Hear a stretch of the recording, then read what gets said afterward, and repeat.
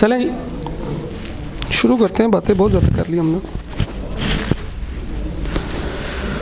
Revision session हम लोग कर रहे हैं। रिग्रेशन एनालिसिस हम लोगों ने पढ़ना शुरू किया था। Regression analysis is to find out the relationship between two different variables, जिसमें से एक वेरिएबल को हमने कहा था कि ये इंडिपेंडेंट वेरिएबल है और एक वेरिएबल हमारा डिपेंडेंट है उस वेरिएबल के ऊपर। इन्फ्लेशन और प्राइसेस की हमने एग्जांपल ली थी। हमने कहा था कि इन दोनों के दरमियान में जो रिलेशनशिप है वो काफ़ी तरह का हो सकता है। हम सबसे बेसिक रिलेशन पढ़ेंगे विच इज़ लीनियर रिलेशन। इसको इसीलिए लीनियर रिग्रेशन भी कहते हैं, जिसमें y जो है ये डिपेंडेंट वेरिएबल होता है x के ऊपर, और a हमारा जो स्लोप है a हमारा इंटरसेप्ट होता है when x is equal to 0, और m is the slope gradient या rate of change when there is an increase of 1 unit in x। हम लोगों ने कहा था कि ये एक बड़ी इंटरेस्टिंग डिस्कशन होगी कि वी शुड बिलीव कि दोनों वेरिएबल्स के दरमियान में कुछ रिलेशनशिप मौजूद है और ज़रूर मौजूद है, और हमने अपना रिलेशनशिप की कैलकुलेशन या रिलेशनशिप की एस्टिमेशन स्टार्ट ही इस बात से करनी है कि क्या वाकई इन दोनों के दरमियान में कोई लॉजिकल कोरिलेशन मौजूद है कि नहीं। क्योंकि ये फार्मूला कहता है कि बस मुझे वैल्यूज़ दे दें, दो डिफरेंट रीडिंग्स दे दें, मैं उन रीडिंग्स की बेसिस के ऊपर कैलकुलेशन कर सकता हूँ। ठीक है जी। इनके कुछ फार्मूले थे। ए और बी को हम लोग ऐसे कैलकुलेट करते हैं और इसकी कुछ इंटरप्रिटेशंस थी। 3 कॉफिशेंट्स होते हैं। कॉफिशेंट पहले वाले को कहते हैं कॉफिशेंट ऑफ रिग्रेशन बी, जिसका मतलब यह है कि x में 1 यूनिट का इंक्रीज हो तो y में क्या चेंज आएगा। इसका साइन पॉजिटिव भी हो सकता है, नेगेटिव भी हो सकता है। अगर साइन पॉजिटिव हो तो इसका मतलब है कि वैल्यूज़ में इंक्रीज आ रहा है, यानी कि y में इंक्रीज आएगा, and there is a direct relationship between independent and dependent variables. अगर वैल्यू नेगेटिव हो तो इसका मतलब है कि y में डिक्रीज आएगा with the increase of 1 unit in x। इसका मतलब यह है कि इन दोनों में इनवर्स रिलेशनशिप है। अगर आंसर 0 या 0 के आसपास आ जाए तो it will be evaluated as कि इन दोनों वेरिएबल्स के दरमियान में डाटा की बेसिस के ऊपर कोई रिलेशनशिप नहीं पाया गया है, डाटा की बेसिस पे कोई रिलेशनशिप मौजूद नहीं है, और इसकी वजह से हम कहते हैं कि कोई ऐसा ऑब्जर्वेबल बिहेवियर नहीं है जो कि x की वैल्यूज़ चेंज होने से y की वैल्यूज़ में चेंज आए। कभी ये ऐसा होगा कि x की वैल्यू 10 होगी तो y की वैल्यू 100 पे चली जाएगी, कभी x की वैल्यू 10 होगी तो y की वैल्यू -100 पे चल रही होगी, घूम रही होगी। तो ऐसे डाटा के अंदर वो कहेगा कि कोई ऑब्जर्वेबल बिहेवियर या रिलेशनशिप नहीं है। कोएफिशिएंट ऑफ कोरिलेशन हमें ये बताता है कि कितना रिलेशनशिप है, कितना स्ट्रॉन्ग रिलेशनशिप है दोनों वेरिएबल्स के दरमियान में। स्ट्रॉन्ग रिलेशनशिप नेगेटिव भी हो सकता है, पॉजिटिव भी हो सकता है, लेकिन इसकी वैल्यू -1 और +1 के दरमियान में रहेगी।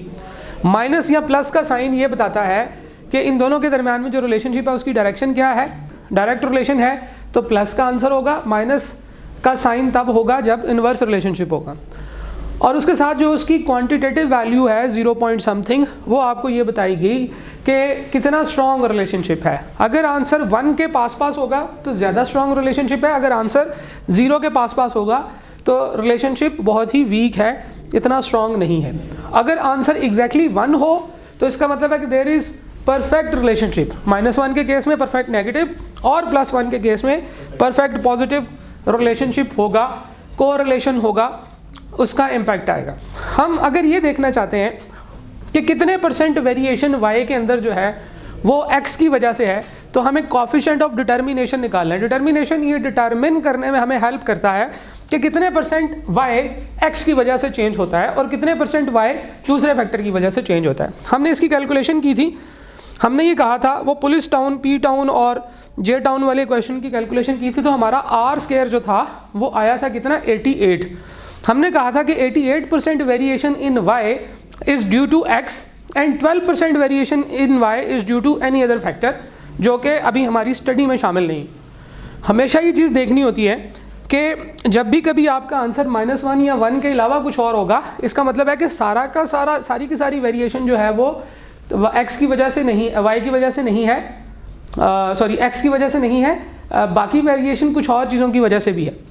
ठीक है जी। फिर हमने ये बात की थी कि b और r इन दोनों का साइन एक जैसा होगा, पॉजिटिव भी हो सकता है, नेगेटिव भी हो सकता है, लेकिन r² का साइन हमेशा पॉजिटिव होगा और ये r से हमेशा छोटा होगा या बराबर भी हो सकता है। कैलकुलेटर से कैलकुलेट करने का तरीका सीखा था और कुछ क्वेश्चंस हमने सीखे थे, जिसमें एक मॉडल हमने बनाया था और उस मॉडल की बेसिस के ऊपर हमने ये कहा था कि हम फोरकास्टिंग भी कर सकते हैं। फोरकास्टिंग से मुराद ये है कि जब आपके पास रिग्रेशन इक्वेशन आ जाती है उसमें x की कोई भी वैल्यू पुट की जाए तो हमारे पास y का आंसर आ जाएगा। इसे हम फोरकास्टिंग करना कहते हैं, ठीक है जी। तो रिग्रेशन एनालिसिस का एक मकसद ये है कि हम फोरकास्टिंग करें कि सबसे जो किसी भी x की वैल्यू के लिए y की कितनी वैल्यू आती है। वहाँ से हम फोरकास्टिंग का एरर भी निकाल सकते हैं। हम ये देख सकते हैं कि यार एक्चुअल वैल्यू कितनी थी और फोरकास्टेड वैल्यू कितनी है। एक्चुअल और फोरकास्टेड वैल्यू का जो डिफरेंस होता है इसको एरर कहते हैं, हम इसको रिग्रेशन एरर कहते हैं।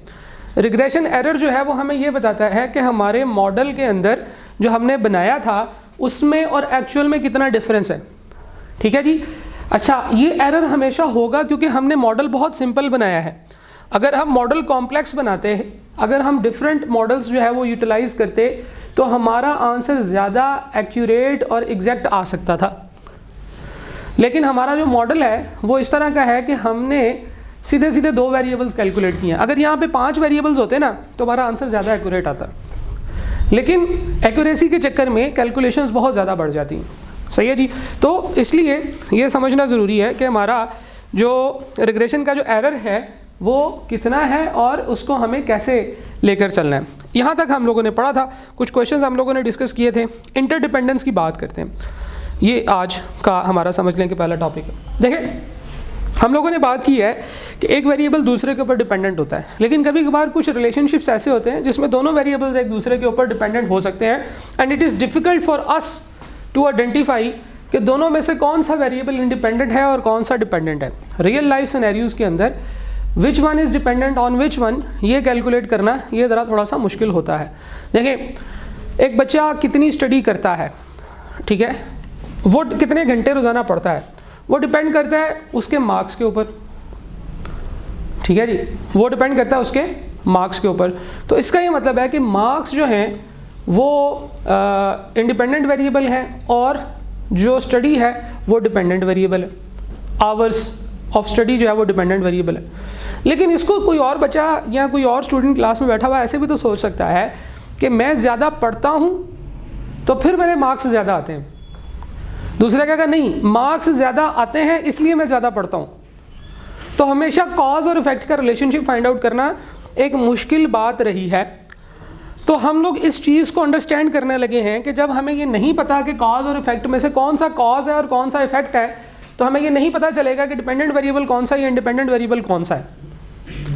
तो ऐसे केस में हमें स्टैट्स की तरफ से ये गाइडलाइंस मिलती हैं कि भाई आप ऐसे कर लो कि आप दोनों को आमने सामने रख के कैलकुलेट कर लो। एक दफ़ा regression line y on x निकाल लो, एक दफ़ा regression line x on y निकाल लो, फिर उसके बाद उसको अपनी कैलकुलेशंस में इस्तेमाल कर लो। तो regression line y on x का मतलब है y डिपेंडेंट ऑन x, उसका फार्मूला होता है y is equal to a plus bx, ठीक है जी।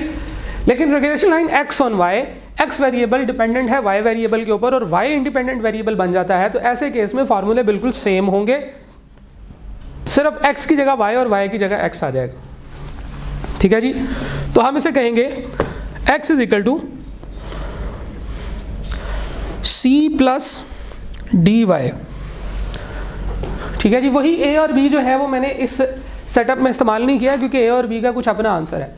तो regression line x on y और regression line y on x जो है ये दोनों एक दूसरे की समझ लें कि मिरर इमेज है।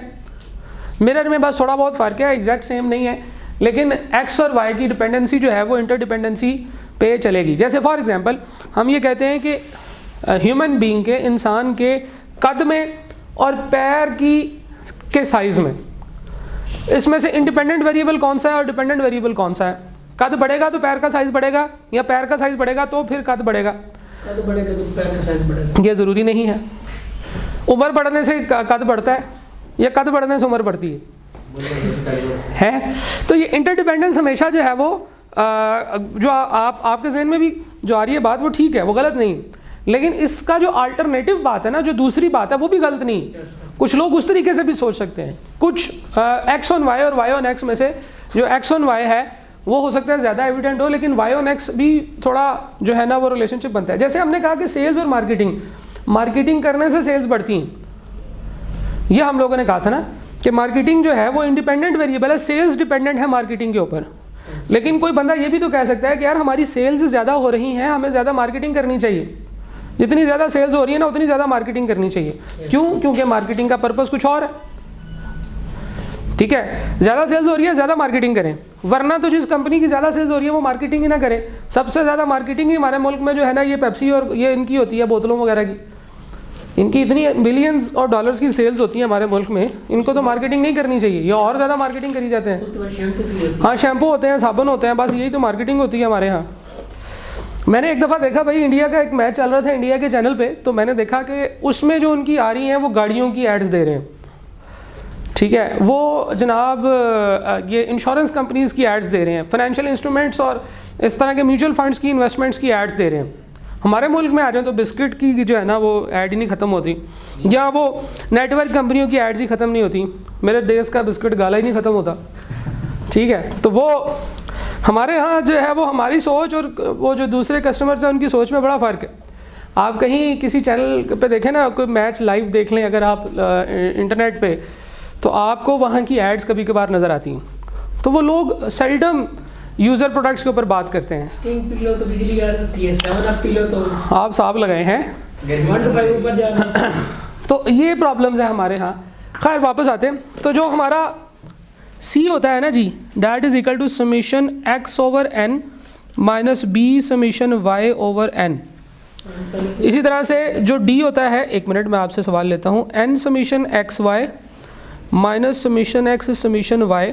चलो ये एक ही बात है वैसे तो, लेकिन मैं आपको कह देता हूँ n summation y x minus summation y summation x divided by n summation y square minus summation y whole square. इसका ये फार्मूला बन जाएगा। और r का जो फार्मूला है ना, r का फार्मूला वो सेम ही है। सर उधर डी आएगा, आपने बी लिखा, सी में डी लिखा हुआ मैंने, बी लिखा हुआ सी में ऊपर ऊपर। अच्छा हाँ, डी, ये यहाँ पे डी आएगा। अच्छा, आर का फार्मूला सेम ही होता है।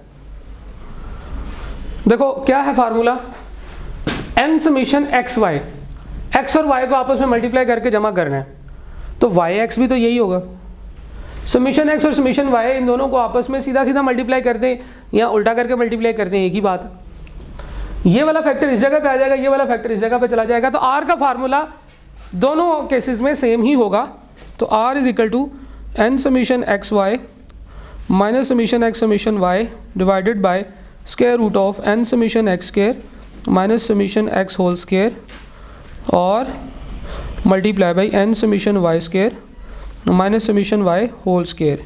ये आर का फार्मूला दोनों केसेस में सेम होगा, क्योंकि x को y से मल्टीप्लाई करें या y को x से मल्टीप्लाई करें, एक ही आंसर आता है। यानी कि अगर आप 3 को 4 से मल्टीप्लाई कर लें या 4 को 3 से मल्टीप्लाई कर लें, आंसर तो आपका सेम ही होगा। तो r का आंसर सेम ही है। तो इसे हम कहते हैं जी इंटरडिपेंडेंस, अल्टरनेटिव आर्ग्यूमेंटेशन। के भाई ये देखना कि दूसरा वेरिएबल तो नहीं है कहीं इंडिपेंडेंट वेरिएबल, और वहाँ से फिर जो रिजल्ट्स आते हैं उनको इंटरप्रेट करके हम ये आइडेंटिफाई करते हैं कि कौन सा रिलेशनशिप ज़्यादा स्ट्रॉन्ग है और कौन सा रिलेशनशिप जो है वो ज़्यादा एविडेंट है। अच्छा, अब ज़रा देखिएगा एक चीज़ कि ए हो या दूसरी तरफ से सी हो, इन दोनों में फ़र्क होगा वैल्यू में, ठीक है। ऐसा भी हो सकता है कि एक पॉजिटिव और दूसरी नेगेटिव हो, ठीक है, दिस कैन हैपन। एक पॉजिटिव है दूसरी नेगेटिव है। ए और सी ये इन दोनों की अपनी अपने एक्स इंटरसेप्ट्स हैं, ठीक है जी। अच्छा, ये जो डी और बी होता है ना, इन दोनों की वैल्यू में भी फ़र्क हो सकता है, लेकिन इनके साइन सेम होंगे, याद रखिएगा। देखें, एक वेरिएबल के बढ़ने से दूसरा वेरिएबल कम हो रहा है, हम डिपेंडेंट और इंडिपेंडेंट वेरिएबल को चेंज कर देंगे तो भी उनका रिलेशनशिप की डायरेक्शन सेम रहेगी, ठीक है जी। तो इसे हम इस तरीके से कह सकते हैं, डी की जगह पे हम बी एक्स वाई भी कह सकते हैं, बी एक्स वाई। तो हम ये कह सकते हैं कि बी और डी, इन दोनों के जो साइन होंगे ना, साइन वो सेम होंगे, ठीक है जी। बी और डी इन दोनों के साइन सेम होंगे। बी क्या है, regression coefficient of line y on x, और डी क्या है, regression coefficient x on y, ठीक है जी। इन दोनों के जो साइंस होंगे वो सेम होंगे। अच्छा जी, फिर कभी कभार ऐसे होता है कि regression line x on y और regression line y on x, इनका point of intersection find out करने के लिए कहते हैं, कि इनका point of intersection find out कर लें। जैसे ये इंटरडिपेंडेंस के अंदर हम लोगों ने बनाया हुआ है foot length and height of UK children. हमारे पास एक लाइन बन रही है y on x, regression line ये ब्लू वाली है, और x ऑन y जो होगी वो फिर x on y regression line ये रेड वाली। इन दोनों का point of intersection find out करने के लिए कह सकता है, ये जो पॉइंट ऑफ इंटरसेक्शन जो है इसका फार्मूला होता है x बार और y बार। ये पॉइंट होता है ना, देखें कोई भी पॉइंट जो कार्टेशियन प्लेन पे फॉल कर रहा है इसके दो कंपोनेंट्स होंगे, x कंपोनेंट और y कंपोनेंट। x कंपोनेंट आएगा x का मीन और y कंपोनेंट आएगा y का मीन। x का मीन कैसे कैलकुलेट करते हैं, x की सारी वैल्यूज़ को जमा करें, नंबर ऑफ वैल्यूज़ पे डिवाइड करें, और y सारा जमा करें और नंबर ऑफ वैल्यूज़ पे डिवाइड करते हैं, तो y का मीन आ गया। तो देखें जी regression line x on y ये बन रही है, regression line y on x ये बन रही है, y ऑन x और x ऑन y। अब देखें इन दोनों के वैल्यूज़ में फ़र्क है लेकिन साइन सेम है, ये भी प्लस का 0.14 है इसका ग्रेडियंट और ये भी प्लस का 3.96 है इसका ग्रेडियंट, ठीक है जी। और क्या कहते हैं इसे y और x जो है ये आप देखें इनकी वैल्यूज़ जो है ये चेंज हो रही है। ये इसमें ज़रूरी नहीं है कि इसका और इसका साइन हमेशा सेम रहे, ऐसा भी हो सकता है कि ये नेगेटिव हो जाए ये पॉजिटिव हो जाए, ये पॉजिटिव हो जाए ये नेगेटिव हो जाए, लेकिन स्लोप का साइन हमेशा सेम रहेगा क्योंकि ये इंटरडिपेंडेंस जो होती है ये हमें एक ही तरह की जो है ना वो इनका रिलेशनशिप बताती है, डायरेक्ट है या इनडायरेक्ट, ठीक है जी। अच्छा, एक हम लोगों ने पढ़ा है जी इनकी रिग्रेशन कॉफिशेंट्स, तो ये याद रखिएगा कि b को d से मल्टीप्लाई करके इसका स्क्वायर रूट ले लें तो भी r के इक्वल आंसर आ जाता है। b क्या है, b है regression coefficient y on x, d क्या है regression coefficient x on y। इन दोनों को इसको byx और इसको bxy भी कहते हैं, ठीक है जी। ये b जो है ये बेसिकली रिग्रेशन लाइन yx, इसका फार्मूला है bxy का फार्मूला। अब देखिए ये पॉजिटिव है तो ये भी पॉजिटिव होगा, दोनों को मल्टीप्लाई करने से आंसर पॉजिटिव आएगा, स्क्वायर रूट लेंगे तो r आ जाएगा, ठीक है। ये नेगेटिव है ये भी नेगेटिव है, इन दोनों को मल्टीप्लाई करेंगे स्क्वायर रूट लेंगे तो भी r आ जाएगा, लेकिन r पॉजिटिव होगा। दो नेगेटिव वैल्यूज़ को आपस में मल्टीप्लाई करने से दो नेगेटिव वैल्यूज़ को आपस में मल्टीप्लाई करने से आंसर पॉजिटिव आएगा, स्क्वायर रूट लेंगे तो पॉजिटिव आ जाएगा। तो इस केस में r का जो साइन है वो आपको खुद से लगाना पड़ेगा। लेट्स सपोज वो आपको कहता है कि bxy जो है वो -5 है और byx जो है वो -3 है। नहीं चलें पहले तो ये देखते हैं कि अगर वो +3 हो और आपको कहे कि r बताएं क्या है, तो हम कहेंगे कि डाटा ही पॉसिबल नहीं है क्योंकि इन दोनों के bxy और byx का आंसर जो है वो उनके साइन सेम होने चाहिए। साइन सेम नहीं है तो ये डाटा फिक्टिशियस है या क्वेश्चन में कुछ एरर है, r कैलकुलेट नहीं हो सकता, पहली बात। चलें अगर फ़र्ज़ करें कि bxy और byx जो है इन दोनों के आंसर माइनस है और r फाइंड आउट करने के लिए कहते हैं आपको, तो आप कैलकुलेशन करेंगे 5 × 3.5 और इसका लेंगे स्क्वायर रूट, तो क्या आंसर आएगा जी r का? r का क्या आंसर आएगा? 4.18। खैर इतना आएगा तो नहीं आंसर, क्या कहते हैं उसे, क्योंकि r का आंसर 1 से बड़ा नहीं हो सकता, तो हम लोगों ने डाटा ही गलत लिया। अभी भी हम कहेंगे डाटा गलत है, डाटा फिक्टिशियस है क्योंकि r का आंसर जो है वो इतना नहीं हो सकता। अच्छा जी चले, अब मैं कहता हूँ कि bxy और byx जो है ना, bxy जो है वो इतना कर लेते हैं, byx जो है ना वो 0.03 कर लेते हैं। आप ज़रा बताएं जी, -5 × 0.03 ये भी माइनस का है, तो अब कितना आंसर आता है जी? 0.38। अच्छा, अब अगर हमने कहा कि r का आंसर 0.38 है तो ये आंसर गलत होगा। क्यों? क्योंकि हमें यह पता है कि bxy, byx और r इन दोनों का साइन सेम होता है, इन तीनों का।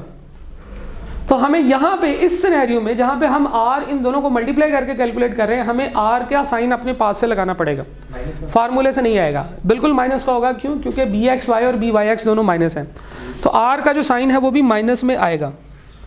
r स्क्वायर का क्या साइन लगाएंगे? वो तो पॉजिटिव ही होगा ना, वो तो पॉजिटिव होगा, चाहे दोनों वैल्यूज़ नेगेटिव है चाहे दोनों वैल्यूज़ जो हैं वो पॉजिटिव हैं। लेकिन आर के केस में सिर्फ अगर हम बी एक्स वाई और बी वाई एक्स से कैलकुलेट कर रहे हैं तो उसके साइन को हमें खुद से देखना होगा कि यार हम गलत साइन तो नहीं लगा रहे, क्योंकि फार्मूले से उसका साइन नहीं आता, ठीक है। और साइन जो है बेसिकली वो उसका ऑर्डर ही प्रेजेंट करता है कि इसका ऑर्डर क्या है। तो ये कुछ चीज़ें हो गई जनाब। और ये एक छोटा सा टेबल है, वैसे तो आपके पास क्वेश्चन में नहीं आता लेकिन इसको याद कर लीजिएगा। चेंज ऑफ ओरिजिन और चेंज ऑफ स्केल्स वगैरह जो हैं ये यहाँ पे आपको इसमें नज़र आएंगे रिग्रेशन इक्वेशन के अंदर। चेंज ऑफ ओरिजिन और चेंज ऑफ स्केल्स का क्या इम्पैक्ट है, सही है। इसका आपकी बुक में नहीं है, कहीं पे मैंने किसी जगह पे एक सवाल देखा था, एक बच्चे ने कभी मेरे साथ शेयर किया था, सर इसका आंसर बता दें। तो फिर मैंने कहा कि चलें अब हम रिवीजन कर रहे हैं तो एक छोटी सी डिस्कशन इसकी भी कर लेते हैं कि चेंज ऑफ ओरिजिन या चेंज ऑफ स्केल का क्या इंपैक्ट होता है। चेंज ऑफ ओरिजिन का क्या मतलब है कि हम तमाम वैल्यूज़ में कुछ आइटम ऐड या लेस कर दें, और चेंज ऑफ स्केल का मतलब होता है कि हर वैल्यू को किसी आइटम से किसी एक स्पेसिफिक नंबर से मल्टीप्लाई या डिवाइड कर लें, एक्स हो या वाई हो। तो ये टेबल ये कहता है कि एक्स हो या वाई हो, चेंज ऑफ ओरिजिन का बी आर और आर स्क्वायर के ऊपर कोई फ़र्क नहीं पड़ता। बी आर और आर स्क्वायर के ऊपर चेंज ऑफ ओरिजिन का कोई इम्पैक्ट नहीं होता है। इसी तरह से चेंज ऑफ स्केल्स का ए और बी के ऊपर इम्पैक्ट होता है, आर और आर स्क्वायर पे कोई इम्पैक्ट नहीं होता। तो हमारे लिए ज़्यादा इंपॉर्टेंट चीज़ है ये कि चेंज ऑफ ओरिजिन हो या चेंज ऑफ स्केल, एक्स में हो या वाई में हो या दोनों में हो, उसका आर और आर स्क्वायर पे कोई इम्पैक्ट नहीं पड़ता, ठीक है। नॉर्मली जो कॉफिशेंट्स होते हैं ना, जो कॉफिशेंट्स होते हैं वो बनाए ही इसलिए जाते हैं कि उसमें चेंजेस इन वैल्यू या एक जैसा सारी वैल्यूज़ में जो अगर चेंज हो तो वो उसको नलीफाई कर सकें। हम उन आइटम्स को जिनमें चेंज है और वो डिफरेंट परसेंटेजेस या डिफरेंट डिनोमिनेशन से चेंज है उसको हम लोग फ़िल्टर आउट करके उसका एक इम्पैक्ट निकाल सकें। कॉफिशेंट्स होते ही इसलिए, इसीलिए जब हमने इनको डिस्पर्शन में पढ़ा था तो रिलेटिव मेजर ऑफ डिस्पर्शन पढ़ा था कि ये रिलेटिव होते हैं, कंपेरेबल होते हैं। तो हर वो चीज़ जो कॉफिशेंट होगी वो इसलिए बनाई गई होगी कि उसको और डिफरेंट डाटा सेट्स के साथ कंपेयर किया जा सके। तो आर और आर स्क्वायर जो हैं इनके ऊपर ना चेंज ऑफ ओरिजिन का कोई फ़र्क पड़ता है ना चेंज ऑफ स्केल्स का कोई फ़र्क पड़ता है, ठीक है जी। तो बस ये इतना याद कर लीजिए। अच्छा जी, इसके अलावा कुछ ऐसी रैंक्स, कुछ ऐसी कोरिलेशंस भी हमें फाइंड आउट करनी पड़ जाती हैं जिनमें रैंक्स होते हैं।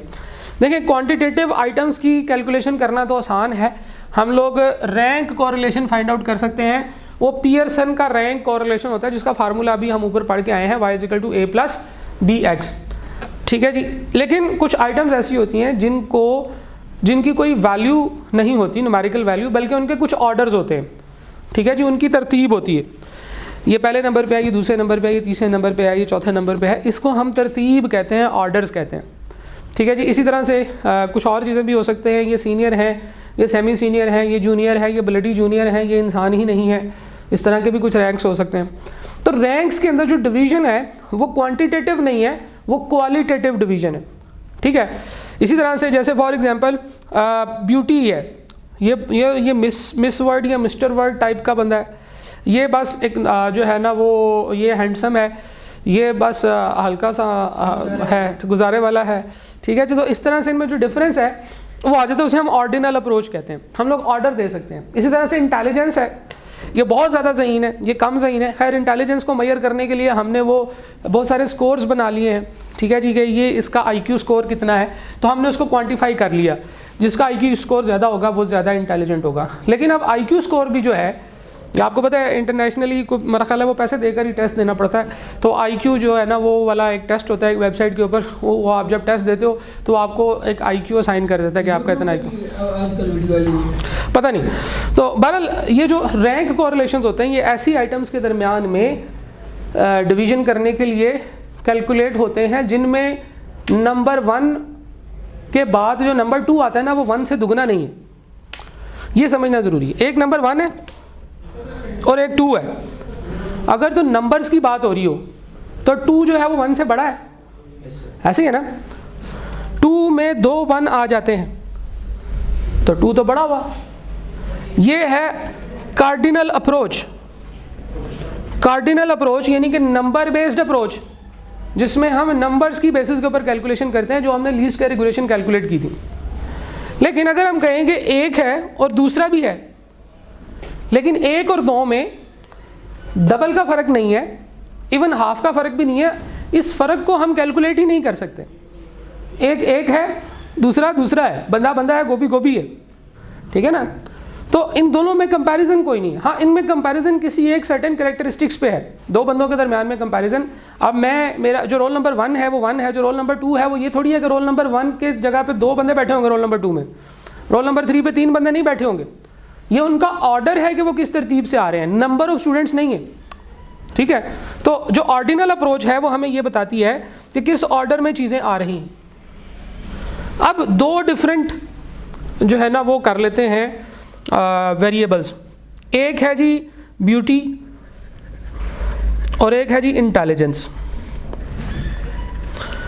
तो इन दोनों के अंदर 2 लोगों के ऑर्डर्स हैं। तो मिस्टर ए जो है BCDE ब्यूटी में पहले नंबर पे है, इंटेलिजेंस में ये 5वें नंबर पे है, ठीक है, सही है। मिस्टर बी जो है ये ब्यूटी में दूसरे नंबर पे है, इंटेलिजेंस में भी ये दूसरे नंबर पे है।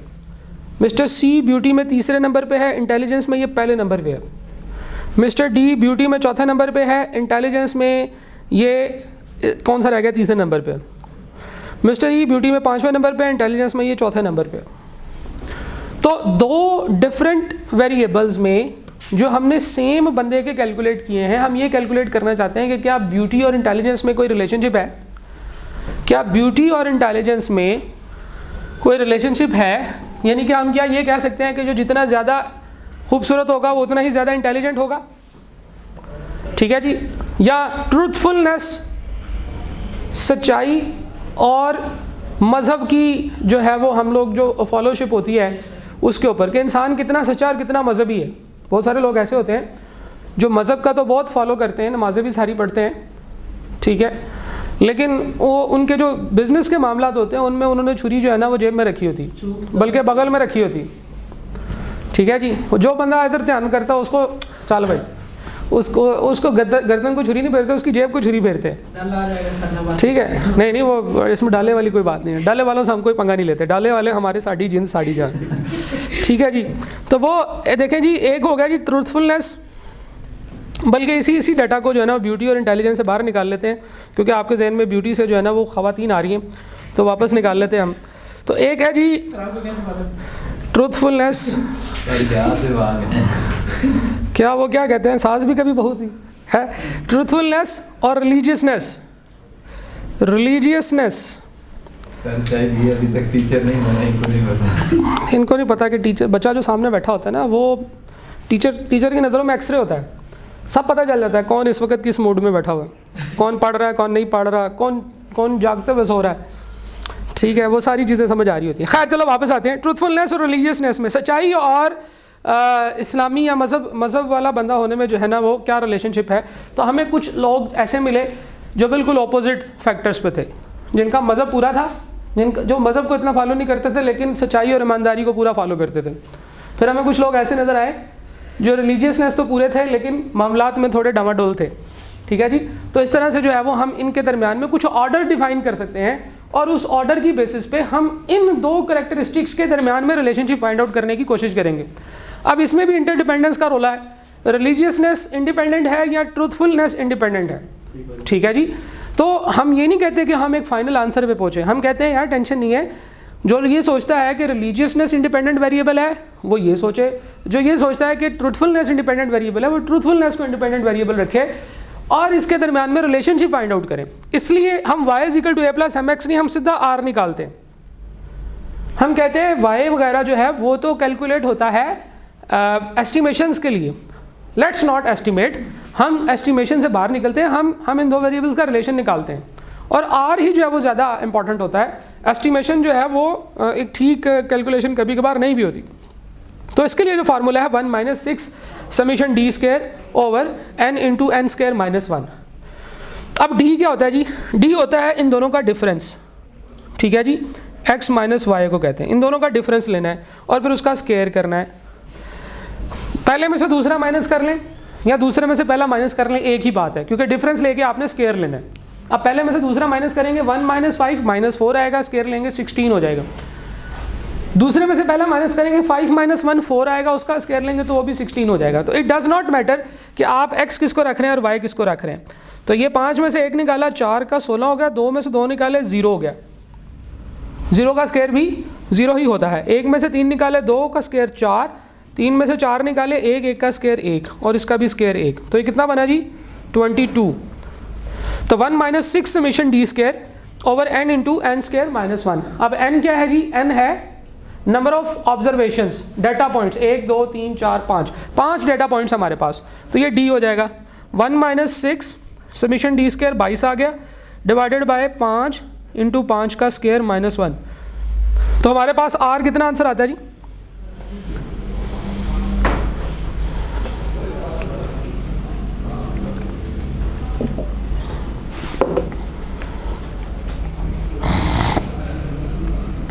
कैलकुलेटर से करना आता है जो कल हम लोगों ने सीखा था, किसको करना आता है?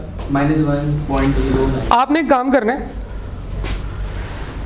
इन सारों को उस फार्मूले से कैलकुलेट करो जो मैंने कल बताया था। x और y की वैल्यूज पुट करें, इसका r निकालें।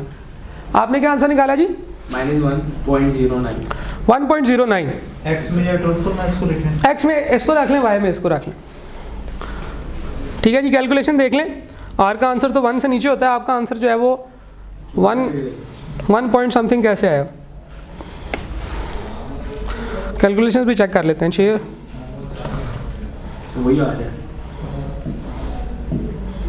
ठीक है जी, ये 22 ही बनता है ना, 16 4 20 और 2 22। 1 - 6 समेशन डी स्क्वायर, ये आपने, अच्छा सॉरी इसमें एक काम करना है, ये 1 माइनस इसके बाद है, 1 माइनस, ठीक है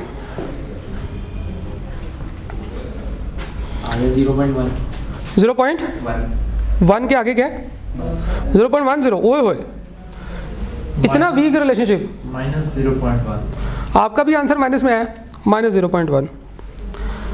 ठीक है जी, तो -0.1 का मतलब है कि ट्रूथफुलनेस और रिलीजियसनेस में इन 5 ऑब्जर्वेशन की बेसिस पे हमें कोई स्ट्रॉन्ग रिलेशनशिप नहीं मिला। ठीक है, हमें एक बहुत ज़्यादा ट्रूथफुल आदमी नज़र आया जिसका रिलीजियसनेस बिल्कुल ठुकी हुई थी, फिर हमें एक नॉर्मल ट्रूथफुल आदमी नज़र आया जिसकी रिलीजियसनेस जो है वो बहुत ज़्यादा थी। तो इनके दरमियान में on the basis of this data set हमारे पास कोई रिलेशनशिप नहीं है। हाँ, अगर मैं बढ़ाता चला जाता हूँ, अगर मैं 100 ऑब्जर्वेशंस का डाटा लेता हूँ तो फिर मुझे पैटर्न नज़र आना शुरू हो जाएगा। अगर कोई पैटर्न है तो इस डाटा सेट की बेसिस के ऊपर देयर इज़ नो पैटर्न या there is very strong relationship, 10% relationship है। इसका मतलब क्या है, 0.10 का स्क्वायर लेंगे तो क्या आंसर आएगा 0.01, 1%। और स्क्वायर जब हम इसका लेंगे तो वो तो और कम हो जाएगा, 10% का 10% लेना ना, तो वो 0.1 आ जाएगा, 0.01 आ जाएगा। इसका ये मतलब है कि सिर्फ 1% जो है वो रिलेशनशिप इन दोनों की वजह से है और 99% रिलेशनशिप किसी और वजह से, अदर फैक्टर्स। तो ये रिलेशनशिप तो मेरे डाटा से बड़ा ही हल्का सा आया है। एक चीज़ याद रखिएगा, अगर इनमें किसी ऑर्डर में टाई आ जाए, तो फिर हम लोग डी में से टी यानी कि टाई इफेक्ट जो है वो माइनस करते हैं। टी इफेक्ट का फार्मूला है m into m square -1 divided by 12, m into m square -1 divided by 12। तो ये हमने टाई इफेक्ट ऐड करना है डी के अंदर, फिर इसको 6 से मल्टीप्लाई करना है। ठीक है जी, ये टी हम इसमें ऐड करेंगे। ठीक है जी, अच्छा अब जरा देखिएगा, टी जो है इसमें m into m square minus m का क्या मतलब है? m है m is equal to instances of tie. एक टाई जो है वो कितनी दफ़ा आई है? फॉर एग्जांपल मैं कहता हूँ जी मेरे पास एक डाटा सेट है, उसमें इन दोनों को जो है वो 3 की वेटेज असाइन की गई, तो एक टाई आया है और टाई में कितने टाइज हैं? 2। हमने नंबर ऑफ टाइज काउंट करनी है, 1 2, तो हमारा टी होगा 2, सॉरी m होगा 2। Yes sir. ठीक है जी, m कितना होगा? 2 होगा, क्योंकि एक टाई है और उसमें 2 वैल्यूज रिपीट हो रही। अगर फर्ज करें कि हमारे पास ये तीसरी वैल्यू भी 3 हो, तो हम कहेंगे एक टाई है जिसमें 3 वैल्यूज सेम है, यस सर। तो हमारे पास m जो है वो 3 होगा। और फ़र्ज़ करें कि इधर भी एक टाई है जिसमें जो है वो 2 वैल्यूज़ सेम है, तो हम एक दूसरा टाई कैलकुलेट करेंगे। जितने टाई होंगे, जितने टाई इफेक्ट्स होंगे, उतने टाई कैलकुलेट करेंगे। जितनी दफ़ा चीज़ें रिपीट हो रही हैं, 5 दफ़ा चीज़ें रिपीट हो रही हैं ना, 3 इधर आ गया, 3 2 दफ़ा इधर आ गया, 3 2 दफ़ा इधर आ गया, 4 2 दफ़ा इधर आ गया, 5 2 दफ़ा इधर आ गया, उतने टी हमने कैलकुलेट करने हैं। हर टी में हमने ये देखना है कि वो हैं कितने जो रिपीट हो रहे हैं। तो इस केस में ये वाला टाई कैलकुलेट करेंगे तो इसका m जो है वो 2 होगा, इसका m जो है वो 2 होगा। तो इसका t कितना बनेगा, t इज़ इक्वल टू 3 × 9 - 1/12, ये भी ऐड होगा। और ये दूसरा जो है इसका भी t इज़ इक्वल टू 2 × 4 - 1/12, ये भी t इसमें ऐड होगा। तो 6 समेशन d स्क्वायर के अंदर हम लोग t ऐड करेंगे, जितने टाई होंगे उतने, और हर टाई में कितने कितने आइटम्स टाई हो रहे हैं, लेकिन x के अंदर ही रहना है। आपने x वाले 3 y वाले 3 के साथ काउंट नहीं करने। x में जो 3 आ रहे हैं वो x में ही काउंट करने हैं, और y वाले जो 3 आ रहे हैं वो y में ही काउंट करने हैं। इसे हम टाई इफेक्ट कहते हैं। अच्छा, एक चीज़ याद रखिएगा, अगली बात, अगर कोई टाई ना हो, अगर कोई टाई ना हो तो हम लोग वो वाला फार्मूला भी लगा सकते हैं r का, जो हमने ऑर्डिनल डाटा में पढ़ा था, कार्डिनल डाटा में पढ़ा था, नंबर्स में पढ़ा था। कौन सा? r का फार्मूला है r is equal to n summation x y minus summation x summation y divided by square root of n summation x square minus summation x whole square, और इसको मल्टीप्लाई करना है n summation y square minus summation y whole square के साथ। ये वाला formula भी आप लगा सकते हैं अगर ऑर्डर्स में कोई टाई ना हो, तो हम वो वाला फार्मूला भी लगा सकते हैं। वैल्यू चेंज होगी इससे? बिल्कुल एग्जैक्ट सेम आंसर आएगा। जब आप कैलकुलेट कर रहे थे मैंने उनको कहा था कि यार उस फार्मूले से कैलकुलेट करो, तो उन्होंने इस फार्मूले से कैलकुलेट किया था, तो आंसर -0.10 ही आया था। ठीक है जी, तो r जो है वो -0.10 ही आता है ऐसे केस में भी। रूल क्या है? रूल ये है कि आपके ऑर्डर्स हो, पहली चीज़ ये ऑर्डर्स बन जाए, ठीक है। दूसरी चीज़ इनमें टाई कोई ना हो, और फिर हम ये वाला फार्मूला भी लगा सकते हैं। टाई आ गई तो कैलकुलेटर ऑटोमेटिकली कर लेगा टाई को भी। कैलकुलेटर टाई, मैंने वो कह रहा हूँ ना कि टाई अगर होगा तो वो फिर इसके आंसर्स गलत कर देगा। ये वाला फार्मूला, ये वाला टाई के केस में और ऑर्डिनल केस में हम लोग वही वाला फार्मूला फिर लगाएंगे, 6 समेशन d स्क्वायर, फिर उसमें t ऐड करना पड़ेगा हमें। ठीक है जी, तो ये चीज़ है हमारी ऑर्डिनल अप्रोच की। ये स्पेयरमैन्स रैंक कोरिलेशन है। रैंक किन चीज़ों का होता है? जिनमें हम ऑर्डर आइडेंटिफाई करना शुरू कर देते हैं। अच्छा, कभी कभार जो ऑर्डर होता है वो हम न्यूमेरिकल वैल्यूज़ से भी निकालते हैं। न्यूमेरिकल वैल्यूज़ से भी ऑर्डर निकाला जाता है। जैसे अगर हम लोग ट्रूथफुलनेस और रिलीजियसनेस की बात कर रहे थे, हमारे पास अक्सर औकात न्यूमेरिकल डाटा होता है जिससे हम ऑर्डर्स निकाल लेते हैं। फॉर एग्जांपल, हम लोगों के पास उसी तरीके से ट्रूथफुलनेस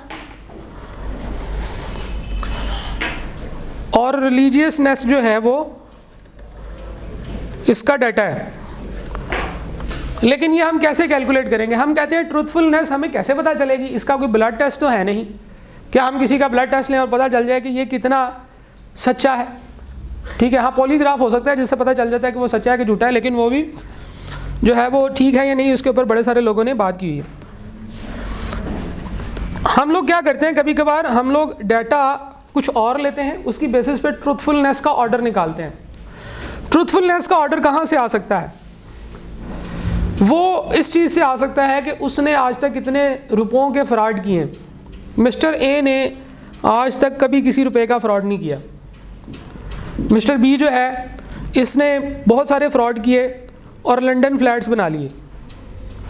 मिस्टर सी जो है इसने घड़ी बेची और 5 मिलियन के फ्रॉड किए इसने।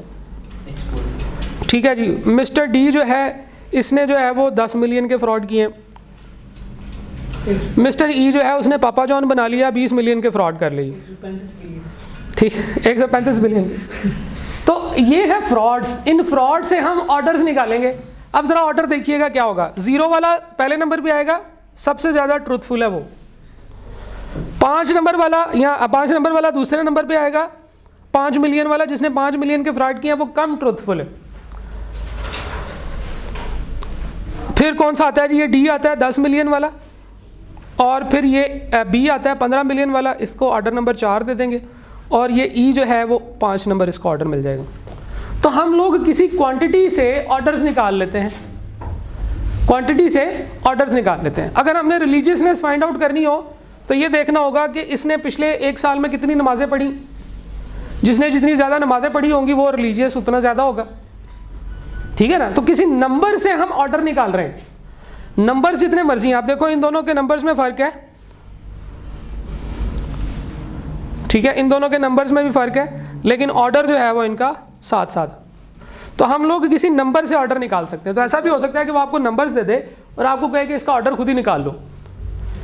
तो ऑर्डिनल अप्रोच हमें ऑर्डर बताती है, और वो ऑर्डर किसी नंबर से भी बन सकता है, किसी और ऑब्जर्वेशन से भी बन सकता है, ठीक है जी। अब बताएं सवाल। डिफरेंस सेम होगा या चेंज हो सकता है? मैंने तो एग्जाम्पल के तौर पे लिखा है, कोई भी डिफरेंस हो सकता है, ठीक है। 1 और 2 में हो सकता है सिर्फ एक 100 रुपये का फ़र्क हो, और 2 और 3 में हो सकता है 100 मिलियन का फ़र्क हो।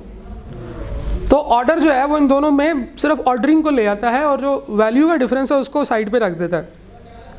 तो ऑर्डिनल अप्रोच जो है वो किसी खास किस्म के डाटा के लिए ठीक होता है, और बाकी डाटा के लिए वो यूजलेस हो जाता है। तो ये है जनाब हमारा ऑर्डिनल अप्रोच। 2 वेरिएबल्स के दरमियान में रिलेशनशिप फाइंड आउट करने के लिए एक हमने मैथमेटिकल फार्मूला पढ़ा है जिसे हम रिग्रेशन एनालिसिस कहते हैं, एक इसका एक ग्राफिकल मेथड भी है जिसे हम स्कैटर डायग्राम कहते हैं। Scatter diagram relationship find out करने का ग्राफिकल मेथड है, जिसमें हम एक्स एक्सिस पे एक एक्स की रीडिंग्स लिख लेते हैं और वाई एक्सिस पे वाई की रीडिंग लिख लेते हैं, और हर पॉइंट को हम लोग स्कैटर डायग्राम में एक डॉट की फॉर्म में रिप्रेजेंट करते हैं, ठीक है जी। फॉर एग्जांपल ये वाला जो पॉइंट है, ये वाला, ये रेड, इसको जब हम एक्स पे गिराएंगे तो मेरी एक्स की रीडिंग आएगी, जब मैं इसे वाई पे गिराऊंगा मेरी वाई की रीडिंग आएगी। तो ये एक ऐसा डाटा सेट होगा जिसमें फॉर एग्जांपल अगर यहाँ पे है 4 और यहाँ पे है 2, तो मेरा ये डाटा सेट होगा 4, 2। तो सारे पॉइंट्स जितने भी मेरे डाटा सेट्स हैं, अगर मैं सारे उनको प्लॉट कर दूं, एक्स के ऊपर उसका एक्स वाली रीडिंग, वाई के ऊपर उसकी वाई वाली रीडिंग, और एक ग्राफ बना दूं, तो इसे हम स्कैटर प्लॉट कहते हैं। ये लाइन को भी इग्नोर करेंगे, जो लाइन इसके अंदर लगी हुई है, इस लाइन को इग्नोर कर दें। जब आप स्कैटर कर लेते हैं सारे पॉइंट्स को ग्राफ के ऊपर, तो आपको ऑटोमेटिकली एक सेंस, एक कंपैरिजन नज़र आता है, एक पैटर्न नज़र आता है कि यार ये सारे पॉइंट्स तो इस ट्रेंड को फॉलो कर रहे हैं। तो वहाँ से हमारे लिए आसानी होती है इन ट्रेंड्स को समझना। तो स्कैटर डायग्राम एक ज़्यादा आसान मेथड है। वो क्या करता है, वो कहता है सारे पॉइंट्स को प्लॉट कर लो, एक्स एक्सिस पे एक्स की वैल्यूज़ रखो, वाई पे वाई की वैल्यूज़, और हर एक को एक डॉट से रिप्रेजेंट कर दो, जिसका एक्स कंपोनेंट एक्स की वैल्यू हो, वाई कंपोनेंट उसका वाई की वैल्यू हो। और फिर उसके बाद ग्राफिकली जब देखोगे अपनी आंखों से तो तुम्हें पता चल जाएगा कि इसमें पैटर्न क्या है। अगर एक ऐसा पैटर्न हो कि जिसमें वैल्यूज़ लेफ़्ट टू राइट ऊपर की तरफ जा रही हैं, तो ये एक पॉजिटिव पैटर्न होता है, positive and linear. Positive pattern के अंदर एक चीज़ याद रखिएगा कि बी आपका पॉजिटिव होगा, आर भी आपका पॉजिटिव होगा। ये डॉट किस नंबर को शो कर रहे हैं? ये डॉट हर एक्स और वाई को शो कर रहे हैं, हर ऑब्जर्वेशन के एक्स और वाई को शो कर रहे हैं, ठीक है। जैसा कि हम लोगों ने एक सवाल लिया था पुलिस वाला, पी टाउन और जे टाउन वाला। अगर हम इसका स्कैटर टाउन बनाना चाहते हैं, स्कैटर प्लॉट, तो हम लोग एक कार्टेशियन प्लेन बनाएंगे। इधर देखो, अब तुम्हारे लिए कर रहा हूँ। और एक्स एक्सिस के ऊपर आप पुलिस की तादाद लिखेंगे। पुलिस की तादाद देखिएगा, एक्स है 150 से लेकर 220 तक, 250 तक है। तो 110 से लेके, तो चलो मैं कहता हूँ जी 100, और यहाँ पे मैं चला जाता हूँ 200, और ये 250 हो जाएगा, ठीक है जी। इसको थोड़ा सा छोटा करते हैं और इन दोनों को हाफ हाफ कर लेते हैं।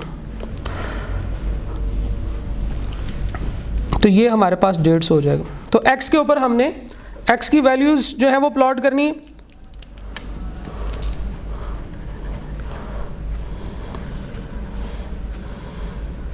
और y के ऊपर आपने y की वैल्यूज़ प्लॉट करनी है, जो कि आपका डिपेंडेंट वेरिएबल है। कहाँ से शुरू हो रहा है? 40 से शुरू हो रहा है, और कहाँ तक जा रहा है? 200 तक जा रहा है। तो ये भी मुझे ना ऐसे ही बल्कि करना पड़ेगा, 210 तक। तो ये मेरा हो जाएगा जी 100 और ये हो जाएगा 200। थोड़ा इसको और जूम करते हैं क्योंकि हमने अब इसी के अंदर रहते हुए काम करना है। देखें, हम लोग पहला स्कैटर बनाएंगे। जब B की पुलिस स्ट्रेंथ 150 है तो क्राइम्स 170 होते हैं। तो हम 150 से एक लाइन उठाएंगे और तकरीबन आप देख लो कि यहाँ पे मेरे पास जो है वो 150 होगा, यहाँ पे तकरीबन हाफ से 175 से थोड़ा सा नीचे 250 होगा। तो मेरे पास जो पॉइंट बन रहा है वो तकरीबन यहाँ पे बन रहा है।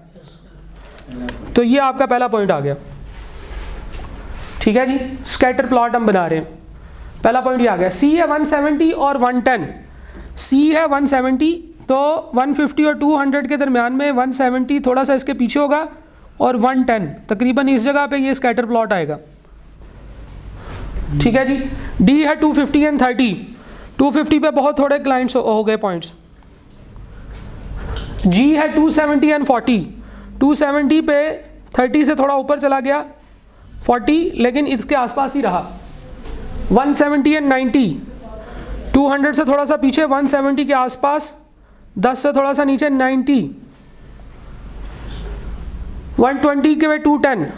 120 पे 210। तो ये 100 120 तकरीबन यहाँ पे आएगा, इस जगह पे 210 ये पॉइंट आपका बनेगा। तो अब यहाँ से ही हमें एक पैटर्न नज़र आ गया है कि ऊपर से नीचे आ रही है शेप। अगर हम इसको एक स्ट्रेट लाइन ड्रॉ कर लें जो कि कोशिश करें कि सारे लाइंस के पास से गुजरे, या तो सारे लाइंस को क्रॉस करे या कम से कम उसके पास से गुजरे, तो इस तरह की जो शेप होती है इसको हम क्या कहते हैं? ये है आपकी ट्रेंड लाइन। ये स्कैटर डायग्राम है और आपने इसमें एक ट्रेंड लाइन प्रेजेंट की है। ये ट्रेंड लाइन आपने प्रेजेंट की है। अब ज़रा देखो, ये ऊपर जा रही है, कहाँ पे ये y एक्सिस को काटेगी, वो इसका y इंटरसेप्ट हो जाएगा। 200 से तो ऊपर ही है, 300 से थोड़ा सा नीचे है क्योंकि हमने ज़रा वो बनाया ना, ज़बानी ग्राफ बनाया है। लेकिन ये एक्चुअली y एक्सिस को कहाँ पे काट रही है? ये आंसर था ना, 308 पे काट रही होगी y को। ठीक है, अब ग्राफिकली ये थोड़ी सी और टेढ़ी बनेगी, लेकिन ये सीधा ये जो है ना ये जारी होगी उसके ऊपर। तो ये जो बेसिकली जो लाइन बनती है, ये लाइन जो बनती है, ये उसी ट्रेंड लाइन को कहते हैं जो इसके ट्रेंड को परफेक्टली प्रेजेंट करती है। इसके ट्रेंड्स को परफेक्टली प्रेजेंट करती है। अगर हम लोग एक स्कैटर डायग्राम बनाएं बिल्कुल परफेक्ट और उसके ऊपर ये वाली लाइन भी ड्रॉ कर लें, ये वाली लाइन जो है ये भी ड्रॉ कर लें जैसे अभी हमने ड्रॉ किया है, तो ये जितने भी पॉइंट्स हैं ये या तो सारे इस लाइन के ऊपर होंगे या इस लाइन से थोड़ा सा ही आगे पीछे होंगे। जो पॉइंट्स ऊपर हैं और जो पॉइंट्स नीचे हैं, पॉइंट्स कुछ ऊपर भी होंगे कुछ नीचे भी होंगे, लेकिन इन पॉइंट्स का अगर लाइन के पॉइंट्स से वर्टिकल डिफरेंस निकाला जाए, इसका वर्टिकल डिफरेंस, इस पॉइंट का वर्टिकल डिफरेंस, ये वाला पॉइंट तो वैसे ही लाइन के ऊपर है, ये वाले पॉइंट का वर्टिकल डिफरेंस, इसका डिफरेंस, वो ऊपर है वो नीचे है, तो जितने लाइंस के पॉइंट ऊपर हैं और जितने नीचे हैं इन सब का वर्टिकल डिस्टेंस निकाला जाए, हर डिस्टेंस का स्क्वायर किया जाए और जमा किया जाए तो उसे हम स्क्वायर रिग्रेशन कहते हैं। क्या कहते हैं जी? Square of regression.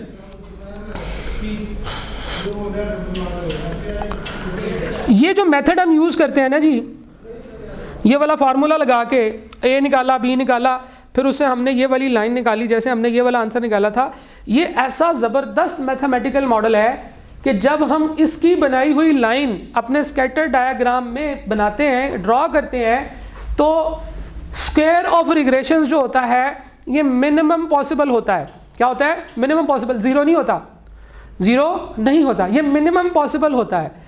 इसलिए हम इस मेथड को कभी कभार प्यार से लीस्ट स्क्वायर रिग्रेशन मेथड भी कहते हैं। क्या कहते हैं? Least square regression method. क्यों? क्योंकि जब हम इससे एक लाइन बनाएंगे, स्कैटर डायग्राम से इसका डिस्टेंस निकालेंगे, उन सारे डिस्टेंसेस का स्क्वायर करेंगे, तो जो आंसर आएगा वो कम तरीन आंसर होगा। उसके अलावा कोई भी लाइन हम स्कैटर डायग्राम में बनाएंगे ना, तो हमारा उतना कम आंसर नहीं आएगा लीस्ट स्क्वायर रिग्रेशन का। ये परफेक्टली फिट लाइन है, इसलिए हम इसको लाइन ऑफ बेस्ट फिट भी कहते हैं क्या कहते हैं? लाइन ऑफ बेस्ट फिट भी इसी को कहते हैं। ये जो लीस्ट स्क्वायर रिग्रेशन की जो इक्वेशन बनती है, इसको अगर हम ग्राफ पे प्रेजेंट करें तो इसको लाइन ऑफ बेस्ट फिट कहते हैं। क्यों? क्योंकि इसके सारे के सारे डाटा सेट के दरमियान में जो वर्टिकल डिस्टेंस होता है, वर्टिकल डिस्टेंस लेना है। कौन सा लेना है? ऊपर नीचे, लेफ्ट राइट डिस्टेंस नहीं लेना। इस पॉइंट का इस तरह से डिस्टेंस नहीं लेना लाइन से, यानी कि इसका ऐसे डिस्टेंस नहीं लेना लाइन से, इसका ऊपर की तरफ जाना है या नीचे की तरफ जाना है। वर्टिकल डिस्टेंस जो है वो परफेक्टली मिनिमम होगा, और दुनिया जहान की कोई भी लाइन ले लेंगे तो उसका ये वर्टिकल डिस्टेंस का स्क्वायर इससे छोटा नहीं होगा, इसके बराबर भी नहीं होगा। ठीक है, अगर हम थोड़ी सी कहें नहीं नहीं यार ये पैटर्न ना ठीक नहीं बन रहा, तो इस तरफ से थोड़ी सी नीचे करते हैं, उधर से थोड़ी ऊपर करते हैं, इधर से नीचे करते हैं, उधर से थोड़ी ऊपर करते हैं, तो ज़्यादा पॉइंट्स को टच होती नज़र आ रही। परफेक्ट लाइन वो होगी जो इस फार्मूले से बनी है, इसलिए हम इसको लाइन ऑफ बेस्ट फिट कहते हैं। और इस मेथड को लीस्ट स्क्वायर रिग्रेशन मेथड कहते हैं, कि हम लोगों ने कम से कम डिस्टेंस जो है वो फाइंड आउट करना है, वो हमने यहाँ से निकाला है। तो जनाब स्कैटर डायग्राम जो होती है वो आपको ट्रेंड्स आइडेंटिफाई करने में हेल्प करती है। एक और चीज़ ज़रा देखना, स्कैटर डायग्राम से भी हम ट्रेंड्स निकाल सकते हैं। देखो ये लाइन ऊपर को जा रही है, लेफ्ट से राइट जो लाइन ऊपर जाती है वो पॉजिटिव कोरिलेशन होता है, पॉजिटिव कोरिलेशन होता है। इसका ये मतलब है कि बी भी पॉजिटिव होगा और आर भी पॉजिटिव होगा। अब इस लाइन को ज़रा बढ़ाते जाएं, जहां पे ये वाई एक्सिस को काटेगी ये इसका ए है, तो अगर यहां से देखें तो ये लाइन को थोड़ा ऊपर काट रही है, तो ए इसका पॉजिटिव होगा। अगर ये गुजरते गुजरते लाइन को नीचे से काट लेती, जैसे फॉर एग्जांपल लेट्स सपोज कि हम एक स्कैटर डायग्राम बनाते हैं और वो कुछ ऐसे बनती है, और ये पॉइंट के ऊपर जो है ना वो वाई एक्सिस को काटती है, तो हम कहेंगे कि वो माइनस है, माइनस में चला गया। ठीक है जी, क्योंकि यहाँ से ऊपर जाता है 5, 10, 15, नीचे आएगा -5, -10 और ये को -13 होगा। ठीक है जी, तो यहाँ से हमें ग्राफिकली ये भी पता चल जाता है कि ए क्या है और ए का साइन क्या है। ग्राफिकली हमें ए भी पता चल गया, हमें बी का साइन भी पता चल गया, अगर स्लोप ऊपर को जा रही है तो बी पॉजिटिव होगा, और आर भी पता चल गया क्योंकि जो बी होता है वही आर होता है। अच्छा, हमें आर की वैल्यू के बारे में भी काफ़ी सारी आइडेंटिफिकेशन मिल जाती है। अगर लाइन के आसपास हो सारे पॉइंट्स, अगर लाइन के आसपास हो सारे पॉइंट्स, तो हम कहते हैं कि there is a strong correlation. तो स्ट्रॉन्ग कोरिलेशन में आर जो होता है नियर टू 1 होता है। ऐसी बात की थी ना हमने, आर जितना बड़ा होगा, जितना 1 के पास होगा, उतनी वो ज़्यादा अच्छी बात है। आर नियर टू 1 होगा। नेगेटिव एंड लीनियर कोरिलेशन आपको इस तरह से नजर आएगा, ऊपर से नीचे आते हुए कम हो रहा है, जो अभी हमने पुलिस और जे टाउन का भी बनाया है, पुलिस और क्राइम्स का, कि पुलिस की तादाद बढ़ेगी तो क्राइम्स की तादाद कम होगी। अब यहाँ से आपने इसको देखना है कि ये वाई एक्सिस को किधर काटेगा, इधर तो आगे चलता चला जाएगा, वाई तो पीछे है, वाई एक्सिस तो ये बना हुआ है। तो जब इसको ऊपर की तरफ बढ़ाएंगे तो यहाँ पे ये इसको वाई एक्सिस को काटेगा। यहाँ से हमें इसका ए भी पता चल जाएगा, बी जो है हमें ये भी पता चल जाएगा कि बी नेगेटिव है, उसकी अमाउंट क्या है वो भी हम ग्राफिकली फाइंड कर सकते हैं। बी की अमाउंट कैसे फाइंड करते हैं ग्राफिकली?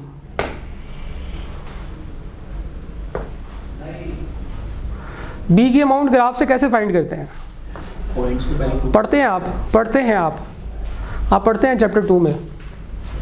हमने भी नहीं पढ़ा चैप्टर 2, लेकिन वहाँ पे लाइन से उसकी स्लोप निकाली जा सकती है।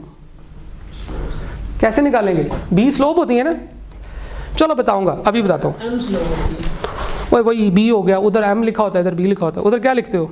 y is equal to a plus m x. यहाँ पे क्या लिखते हो? y is equal to a plus b x. तो m और b एक ही चीज़ के दो नाम है। ठीक है, अच्छा, तो b है हमारा स्लोप ग्रेडियंट। मैंने स्लोप ग्रेडियंट के वर्ड्स भी इस्तेमाल कर रहा हूँ। Change in y due to increase of 1 unit in x का भी इस्तेमाल कर रहा हूँ, ये बिल्कुल वही चीज़ है। अच्छा, ग्राफिकली स्लोप कैसे फाइंड करते हैं, ये इंटरेस्टिंग सवाल है। देखो ज़रा, करते हैं हम ये हैं कि हम लाइन के ऊपर कोई एक पॉइंट लेते हैं जो बिल्कुल लाइन के ऊपर हो, और फिर लाइन के ऊपर एक और पॉइंट लेते हैं जो बिल्कुल लाइन के ऊपर हो। उस पॉइंट का x कंपोनेंट और y कंपोनेंट निकालते हैं।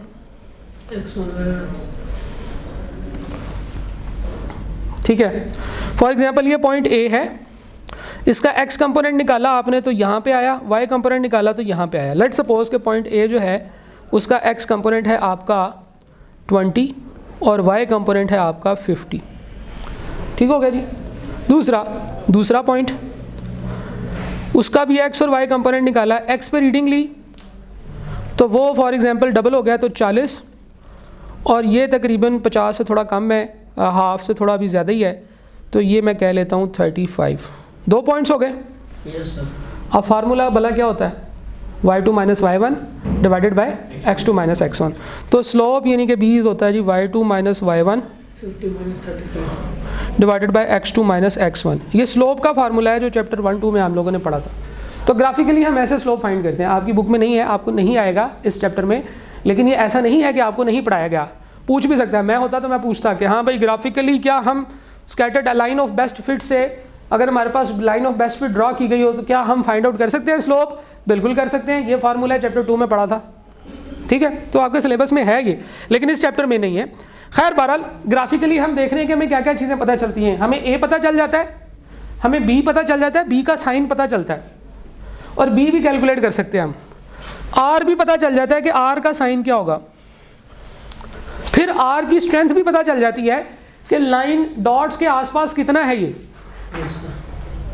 और कभी कभार हमें ऐसी शक्लों का सामना भी करना पड़ता है जिनमें स्कैटर्ड है, जो फैला हुआ है, जिसमें कोई पैटर्न नहीं। तो वी कैन से कि यार इधर कोई पैटर्न नहीं, वी कैन से कि इधर कोई पैटर्न नहीं है। यहाँ पे आर बहुत कम होगा, r will be near to 0। क्यों? क्योंकि इस तरह के डाटा में हमें कोई पैटर्न ही नज़र नहीं आ रहा। हम ऐसे लाइन लगाना चाहें ऐसे भी लग जाती है, हम ऐसे लाइन लगाना चाहें ऐसे भी लग जाती है। तो लीस्ट स्क्वायर रिग्रेशन के फार्मूले से लीस्ट स्क्वायर रिग्रेशन का लाइन ऑफ बेस्ट फिट बनाएंगे तो वो तो निकल आएगी, लाइन ऑफ बेस्ट फिट निकल आएगी, आर भी निकल आएगा, बी भी कुछ ना कुछ निकल आएगा। लेकिन सवाल ये है कि इस तरह के डाटा सेट में क्या कोई पैटर्न है। इसलिए हमने सबसे पहले ये कहा था कि x होता है इंडिपेंडेंट वेरिएबल, y होता है डिपेंडेंट वेरिएबल, और हमें ये यकीन है कि इन दोनों के दरमियान में एक रिलेशनशिप है, जिसको मैंने अपने सबसे पहले वाली स्लाइड पे सबसे ज़्यादा ज़ोर से बताया था। ये रहा, हमने बात शुरू करने से पहले ये कहा था कि x जो है वो इंडिपेंडेंट वेरिएबल है, y डिपेंडेंट वेरिएबल है, and we believe that there is a relationship. वरना दो वेरिएबल्स जिनके दरमियान में रिलेशनशिप ना हो, a b और r कैलकुलेट करें तो भी वो उसका आंसर आ जाता है। और कभी कभार तो ऐसा आंसर आता है कि बंदा कहता है बाकी इन दोनों के क्या रिलेशनशिप है। अमेरिका में चीज़ की कंजम्पशन कितनी होती है, उसका अमेरिका में बेड शीट में दम घुट के मरने वाले लोगों की तादाद से कोई रिलेशनशिप नहीं, ठीक है। लेकिन उसका आर निकालेंगे तो वो बड़ा 98% आता है। सही है कि मैंने अपनी स्लाइड्स में डाला हुआ था, पता नहीं वो किधर गया, लेकिन ये है कि वो एग्जैक्टली वो एक वेबसाइट से मैंने डाउनलोड किया, तो उन्होंने कहा कि इन दोनों का आपस में कोई रिलेशन नहीं है, लेकिन इनकी जो ऑब्जर्वेशंस हैं उनको चेक करें ना तो इसके दरमियान में 98% का आर आता है, इतना ज़्यादा। तो वो ये बात है, ठीक है जी। अब बताएं कोई सवाल। नेगेटिव कोरिलेशन में नियर टू माइनस 1 होगा, जिसमें पॉजिटिव में नहीं, जो नेगेटिव कोरिलेशन में नियर टू -1, नेगेटिव कोरिलेशन पूरा स्पेक्ट्रम है 0 से लेकर -1 तक। -0.01 भी नेगेटिव कोरिलेशन है, और -0.99 भी जो है वो नेगेटिव कोरिलेशन है। लेकिन तो उसके साइन से पता चलता है कि पॉजिटिव है या नेगेटिव है, और उसके नंबर से पता चलता है कि स्ट्रेंथ कितनी है, ठीक है, स्ट्रॉन्ग है कि वीक है, ठीक है जी। तो लाइन ऑफ बेस्ट फिट के बारे में ये बात हम कर चुके हैं कि लाइन ऑफ बेस्ट फिट जो होती है, जो रिग्रेशन लाइन हम बनाते हैं, उसका सारे पॉइंट्स से जो वर्टिकल डिस्टेंस होता है इसका स्केयर करें तो वो एक मिनिमम पॉसिबल आंसर होता है, यानी कि वो लीस्ट पॉसिबल होता है। देखिए, हम एक परफेक्ट इक्वेशन तो नहीं बना सकते, हम लोग एक परफेक्ट लाइन तो नहीं बना सकते। क्यों? क्योंकि पॉइंट्स एक लाइन में है ही नहीं। तो हम लोग क्या करेंगे, हम लोग ये करेंगे कि हम एक ऐसी लाइन बना लेंगे जो मोस्टलीयों के पास पास से गुजरेगी। तो मोस्टली इसके पास पास से गुजरने के लिए हमें फिर इनके वर्टिकल डिस्टेंस को कम से कम करना होगा, इसलिए हम इसे लाइन ऑफ बेस्ट फिट कहते हैं, और इस मेथड को लीस्ट स्क्वायर रिग्रेशन कहते हैं, ठीक है। लेकिन क्योंकि हमने एक परफेक्ट मेथड बना नहीं सकते, एक परफेक्ट लाइन ही नहीं बना सकते, क्योंकि सारे पॉइंट्स जो हैं वो लाइन पे फॉल नहीं करते, इसलिए हम लोगों ने पॉइंट्स, एक्चुअल पॉइंट्स और ऑब्जर्व्ड पॉइंट्स के दरमियान का जो डिस्टेंस है इसे स्टैंडर्ड एरर कहते हैं। क्या कहते हैं जी?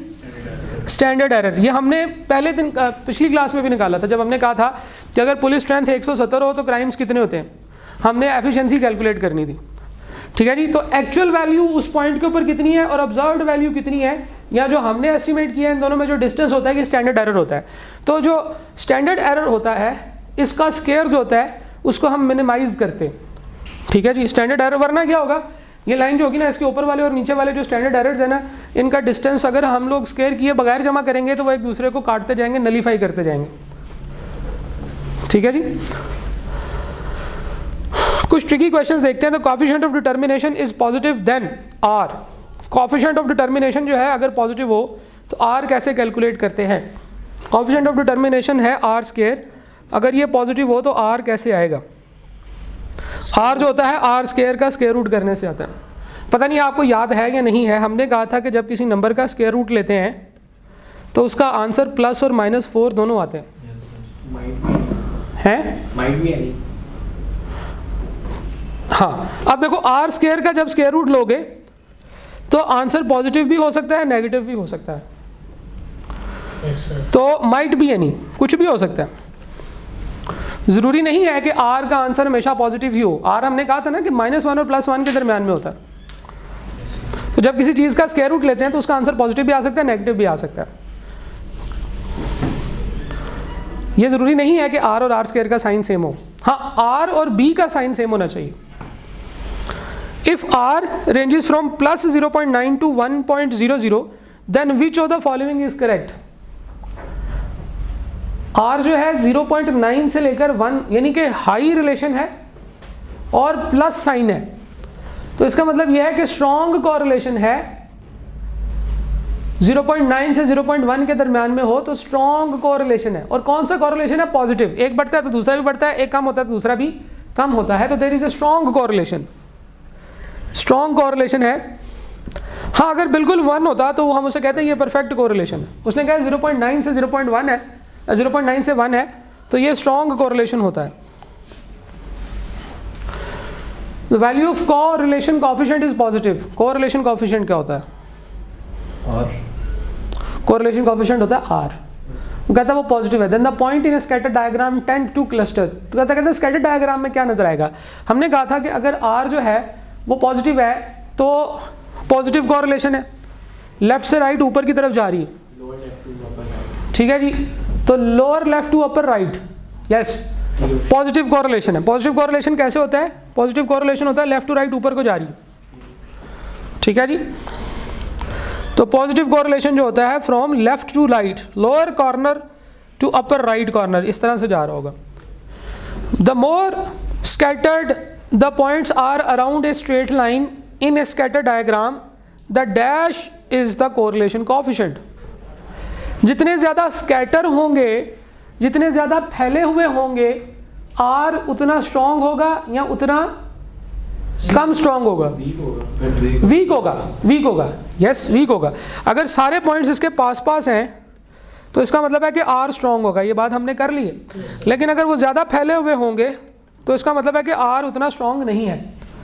तो इस बारे में उसने कहा है in scatter diagram the dash is the correlation coefficient, lesser is the correlation coefficient.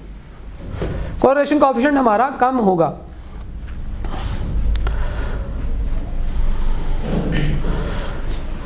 Given the sum of the square of the differences of the first and second rank of 10 students. अच्छा जी, अब ये क्या है जी? ये rank है। Rank के बारे में उसने कहा है जी कि डिफरेंस ऑफ रैंक यानी कि डी कैलकुलेट करके उसने दिया है 10 स्टूडेंट्स का for CFC3 comes to be 213। AFC3 पहले इसको PRC को ही कहते थे, PRC जो अब हमारा 2 है, ये QA BQM वगैरह। तो उसने कहा जी कि इसके बच्चों के 10 बच्चों के रैंक्स हैं डिफरेंट टेस्ट में, टेस्ट 1 में और टेस्ट 2 में, ठीक है जी। उसका डिफरेंस पॉइंट डी निकालते हैं तो 218 आता है। तो क्वेश्चन के अंदर उसने आपको डी की कैलकुलेशन से बचा लिया, आपको समीशन डी दे दी है। तो 218 जो है ये समीशन डी है। वो कहता है रैंक कोरिलेशन फाइंड आउट करें। 1 - 6 summation D square over n into n square -1, ये फार्मूला होता है। आप इसमें वैल्यूज पुट करें तो आंसर निकाल लें। 1 - 6 218 divided by n। n is the number of values. कितनी हुई जी? 10 10 इंटू 10 स्क्वायर -1। स्केयर की वैल्यू है, डी की वैल्यू है। नहीं, देखो ना, Summation D. Sum of squares of difference, difference के स्केयर का सम।